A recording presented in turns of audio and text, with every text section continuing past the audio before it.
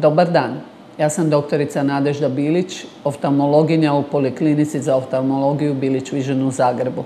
Nalazimo se trenutno u našem laserskom centru u kojem vršimo lasersko skidanje dioptrije metodom LASIK ili PRK. Metoda je namijenjena uglavnom mlađim ljudima od 20. do 40. godine života. Da li ste pravi kandidat za lasersko skidanje dioptrije ovisi o nekoliko faktora. Najprije dob. Ispod 20. godine života ne operiramo.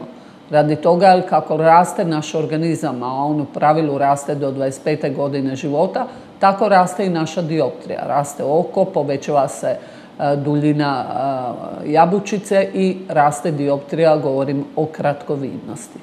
Također se može mijenjati i astigmatizam. Jako je važno da je prije nego što se uopće pristupi pregledu, da se zna da je dioptrija barem godinu dana stabilna i onda je velika vjerojatnost, ako je u toj dobi već godinu dana nije došlo do promjene, da će rezultati koje ćemo postići operacijom manje-više biti trajni.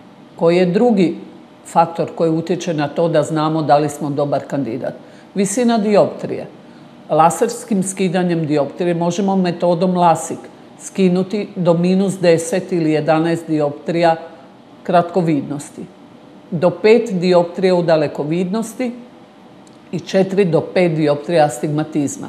Ako se primjenjuje metoda PRK, onda je moguće skinuti svega do -6 dioptrija kratkovidnost, 4 dioptrije dalekovidnosti i 3 do 4 dioptrija astigmatizma.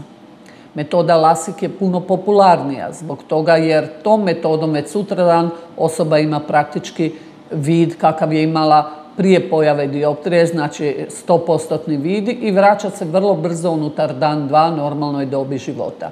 Ako se radi o PRK metodi, ona je manje invazivna, nema potrebe da se radi po klopčiću u rožnici, međutim oporavak vida je dulji i traje u prosjeku 3 do 4 tjedna. Što još utječe na to da li ste dobar kandidat za lasersko skidanje dioptrije? Debljina vaše rožnice. Ako je rožnica ispod 500 mikrona, onda se u pravilu ne radi metoda LASIK-a. LASIK je ipak rezerviran za nešto deblju rožnicu iznad 500 mikrona, a prosječna debljina ljudske rožnice je 550 mikrona. Ako je debljina rožnice ispod 500, primjenjuje se metoda koju sam spomenula PRK. Zatim, ako se radi o osobi koja je preko 60 godina života, u pravilu radimo operaciju na očnoj leći i rješavamo greške vida, a ne radimo lasersko skidanje dioptrije. Iznad 40. godine života moguće je primijeniti takozvani monovision koji onda pokriva i daljinu, a dijelom i blizinu. Oči su vaše najveće blago, vaše najvažnije osjetilo. Stoga brigu o vašim očima sa punim povjerenjem povjerite stručnjacima u Poliklinici Bilić Vision.